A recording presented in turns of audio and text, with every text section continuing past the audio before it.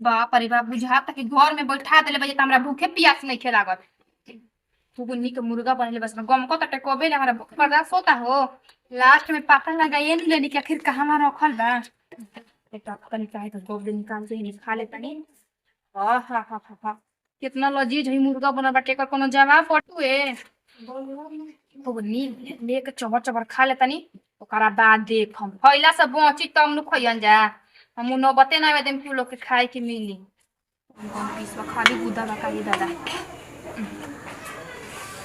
आहा नैहर के बात अलग है मुर्गा भुजाई हुई गरी मार लेके खाए ना लागो। तो यो हमार नैहर से कम बटू आदमी खाई पी ना पेट ध के का ससुरा में आइल बानी। ए मम्मी मामी मुर्गा खाता रू मम्मी कराही लेके। ए मम्मी सुनात नहीं के का कराही लेके थोड़ी नहीं खाता। मम्मी कहती अभी पूजा पाठ हो गया अभी आई लो कोकन ओकन चढ़ा के तो अभी नहीं के खाए की ना ना वाली खाती बनल हटे मुर्गा नहीं के का सुनत हो। अपन नाना के नाम लिखल बा कोई लोग खइयन जा। आयो दादा अभी हम ना जात रही कि कनिया हसहु करेली सन अपन से निकाल के तो सली कराही लेके बैठ के खाताड़ू। तो कोई पूछ ले तो अपना से निकल खाई दे के रस मांग के खाई।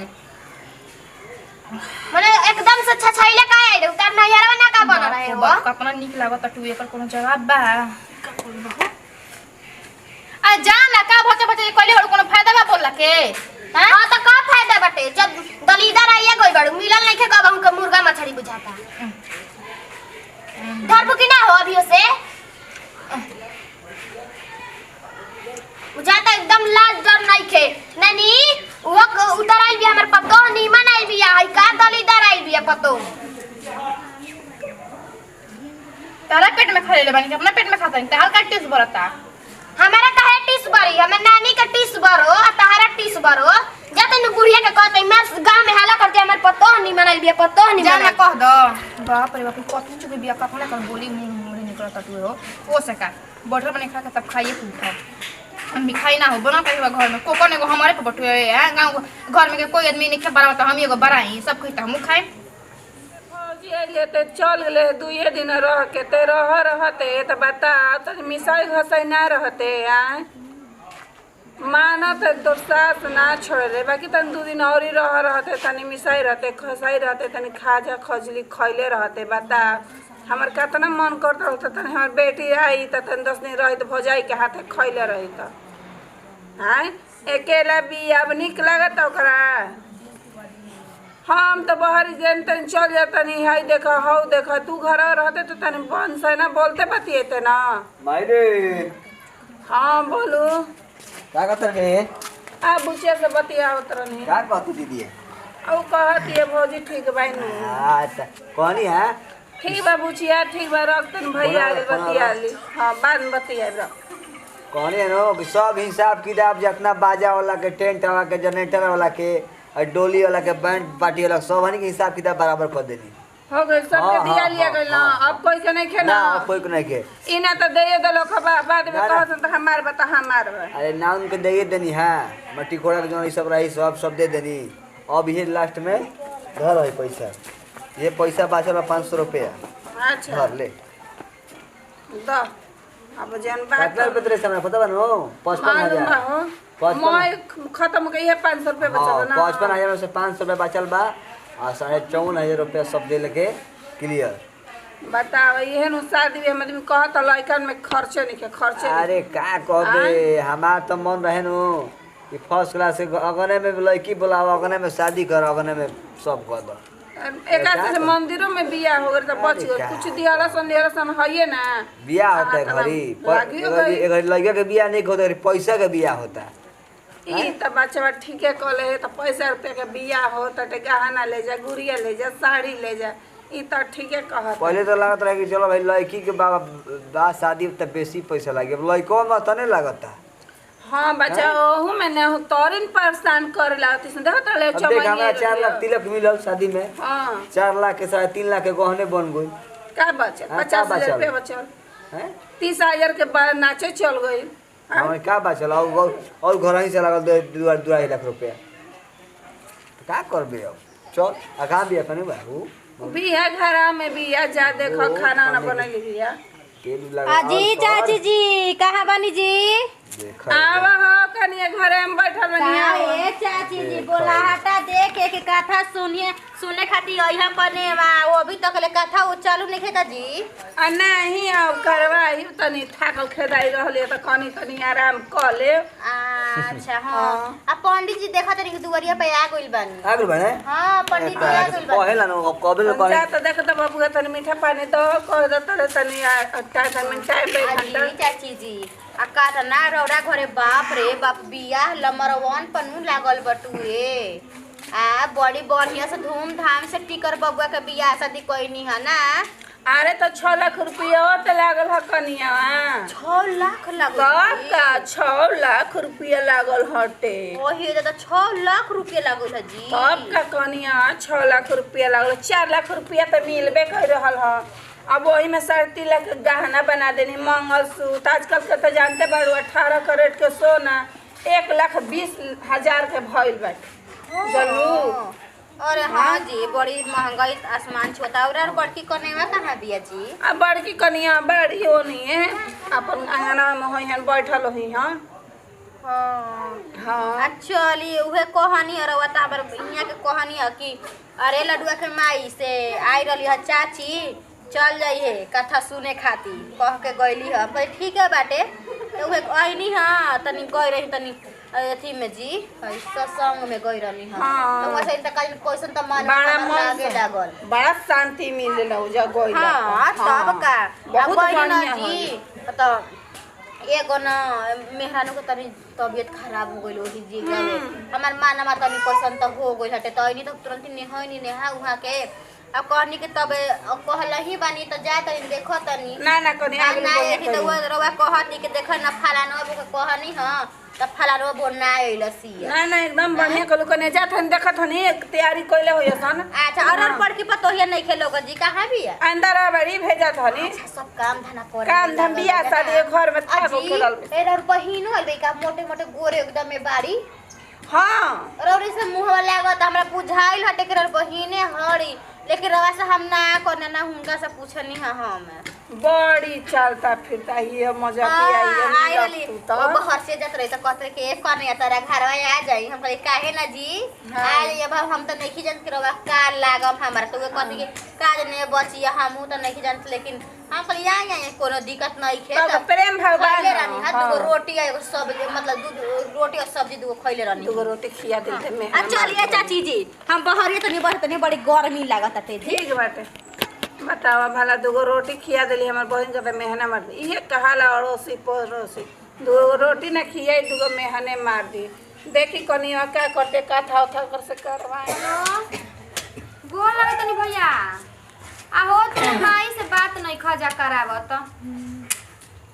जब फोन करतन तब तो तू लोग मोबाइल लेके हेने होने रहत रजा बताव तनी हमार मन घबराता माई से बतियौला बिना चला जाइए तो फोन करी हो ध्यान मम्मी बड़की मम्मी क्या करते हो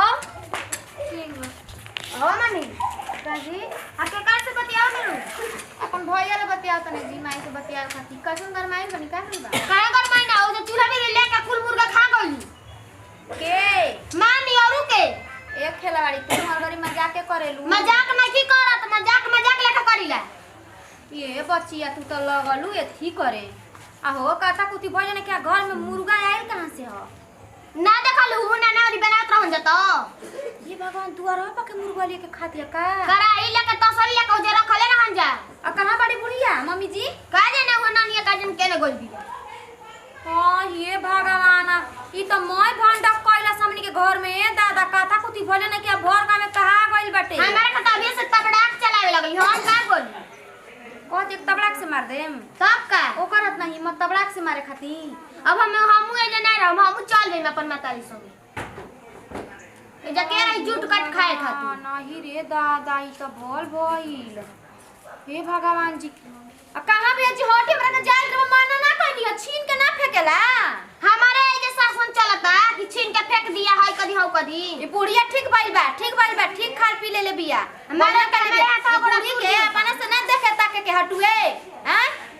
तब ओकरे हम का कर मारो के हमारे हाथ गोड़ा टूट दिया तब हमारे के मतरी मारी किते कहे के खाती गोली सो जावा जाके देख लो हमने के मुंह ताको